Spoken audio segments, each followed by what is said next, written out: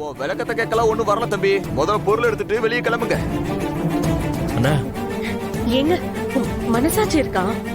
இப்படி திடீர்னு வந்து காலி பண்ண சொன்னா குழந்தைங்களை வச்சுட்டு நாங்க எங்க போவோம்? மனசாட்ச பத்தி நீங்க பேசுறீங்களா? புருஷன் இல்லாத பொண்ணுன்னு இறக்கப்பட்டு வீடு கொடுத்தா உங்க பொண்ணு பண்ண காரியத்தை பாத்தீங்களா?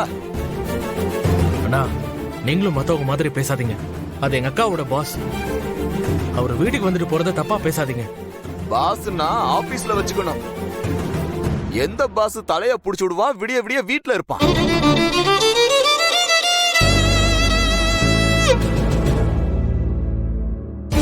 அண்ணா வேண்டாண்ணா, அப்படி பேசாதீங்க. என்ன சாருக்கு கோவம் வருதோ? கோவம் வரதுல உன் அக்காட்ட பேசும்போது இருக்கணும், என்கிட்ட எல்லாம் காட்டக்கூடாது.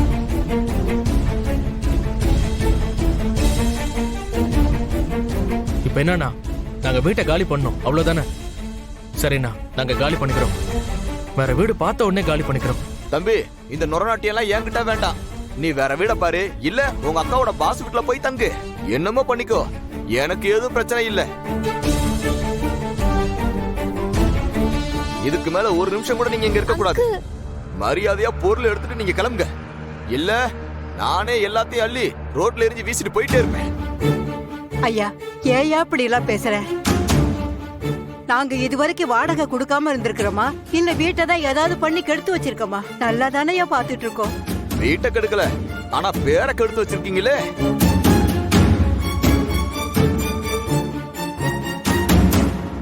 உங்க பேத்திக்கு இருக்கிற அளவுக்கும் திறமைக்கும் எங்க வேணாலும் போய் பொழைச்சுக்கிருவா. ஆனா நான் அப்படி இல்ல. 4 வீட்டுல வர்ற வாடகை நம்பிதான் நான் இருக்கேன். இப்போ உங்களுக்கு வீடு கொடுத்தா மத்த வீட்டுல இருக்கிறவங்க எல்லாம் காலி பண்ணிட்டு போயிடுவாங்க. தயவு செய்து கிளம்பிடுங்க.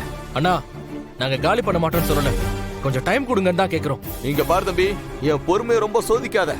ஒழுக்கம் கட்டவருக்குலாம் என்னால வீடு தர முடியாது. ஏன் சட்டையா பிடிக்கலையா? என்னடா எல்லாரும் பாத்துக்கோங்க. அக்கா அப்படின்னா இப்படி ஓனர் வீட்டை காலி பண்ண சொன்னா என்ன அடிக்க வரா, என்ன கொல்ல பாக்குறா.